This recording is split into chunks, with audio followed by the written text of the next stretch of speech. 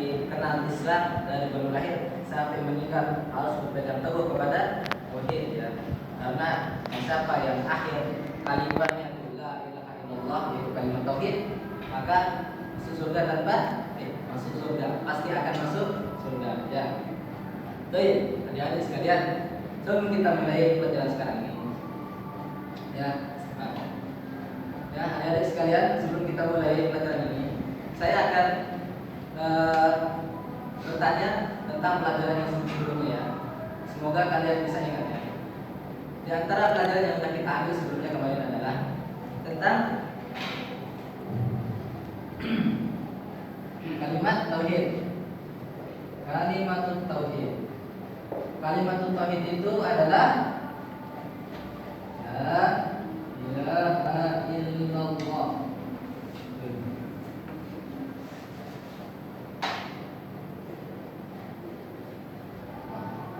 Jadi dalam kalimat tauhid ini memiliki dua rukun ya, teman-teman. Ada yang masih ingat? Ada yang masih ingat ya? Ada dua rukun kalimat tauhid. Yang pertama menafikan. Ya, pertama menafikan ya. La ilaha an-nafikan. An-nafi. Kemudian yang kedua yang bisa sebutkan ya hasbi. Apa? Nah, yang besar ini. Yang kedua apa?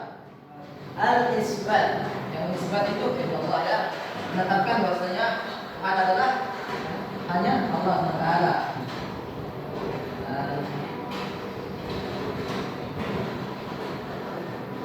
Isbat ya. Kemudian anak-anak, ini pelajaran kita yang kemarin ya, harap untuk dibacakan. Kemudian kita sekarang akan masuk pelajaran baru ya. Diharapkan untuk membuka halaman ke berapa? Halaman ke-25 ya, dari kitab tauhidnya. Dibuka. Semua lihat bukunya. Ya, sebelum itu ya kita mulai. Dan sekarang kita akan masukkan ke at-tauhid. Sekarang kita akan mempelajari at-tauhid. At-tauhid wa anwa'uhu. Sekarang kita akan mempelajari apa sih pengertian tauhid dan apa itu cabang-cabang tauhid atau pembagian tauhid ya. Ya. Tauhid adalah ifradullah ta'ala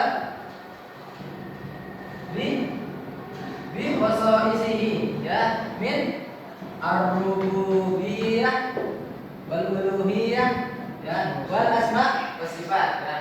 Dan bisa ada di catatan kalian ya.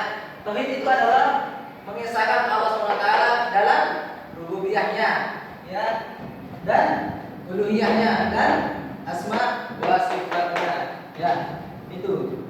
Itulah pembagian tauhid ya. Sebenarnya arti dari tauhid yang pertama adalah ifradullah ta'ala bi khasaisihi, sampai sini. Itu pengertian dari tauhid aslinya. Kemudian dalam kitab tersebut dilanjutkan dengan pembagiannya.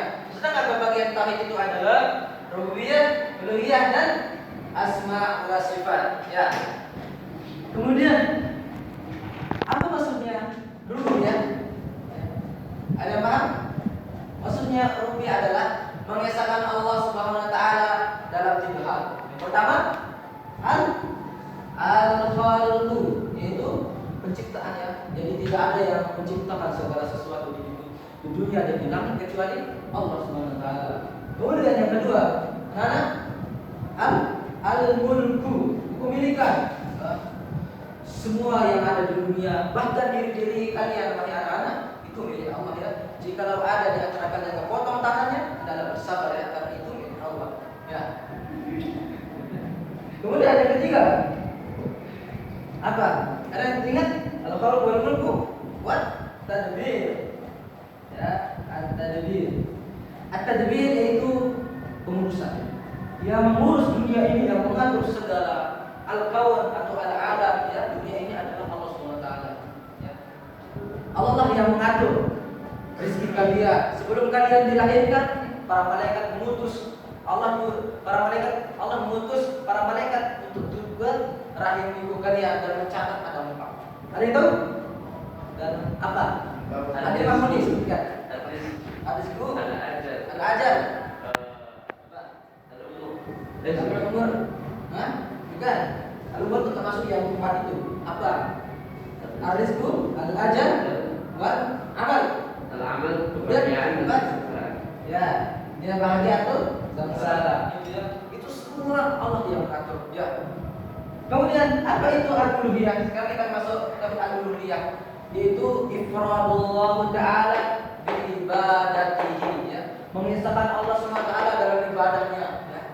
Kita harus mengesahkan Allah baik ibadah hati atau ibadah jawari, ya. Ibadah hati contohnya apa? Ikhlas, ya. Khauf hanya kepada Allah, ya. Apalagi roja, berharap pada Allah, mencintai, cinta karena Allah, membenci karena Allah SWT, ya. Adapun amalan yang berbentuk jawari, ya, bentuk badan seperti sholat, itu hanya kepada Allah. Bersedekah niat untuk Allah, ya, bukan niat untuk duniawi, ya. Paham kan? Ya. Allah Ta'ala bil uluhiyah. Nah, sebelum itu, rububiyah ini semua manusia mengaku, ya, bahwasanya Allah yang menciptakan, mengatur alam dan memiliki dunia ini semua hanyalah Allah SWT. Kemudian bagaimana dengan Fir'aun? Kok bisa ngaku dia orang yang apa ya? Orang yang menciptakan laut katanya, bisa bunuh orang dan bisa matikan orang. Fir'aun. Sebenarnya Fir'aun itu adalah orang yang sombong. Dalamnya hatinya, batinnya dia mengaku bahwasanya Allah SWT yang menciptakannya. Ya. Tidak ada yang bisa mengingkari, dan fitrah manusia fitrah manusia itu adalah mengaku bahwasanya rububiyah hanya milik Allah SWT. Kemudian tadi apa? Uluhiyah. Sekarang uluhiyah hanya kita beribadah kepada Allah Subhanahu wa taala yang sudah kita sebutkan contohnya tadi. Kemudian yang terakhir pelajaran kita tentang ini bisa dibaca. Ini tulisan bapak yang tadi diajarin. Sekarang yang jelasnya gini. Al-asma'i was-sifati. Ya. Mengesahkan Allah Subhanahu wa taala dalam nama-nama yang Allah tetapkan dan Rasul tetapkan, ya. Apa itu nama-nama Allah yang Allah tetapkan dalam Al-Qur'an dan hadis, ya, Nabawi. Kemudian dan sifat-sifat Allah yang Allah tetapkan, ya. Sekarang saya mau tanya, ya. Semoga harus bisa jawab, ya. Kalau nggak bisa jawab kita sedih. Enggak sih. Ya, al-asma. Yang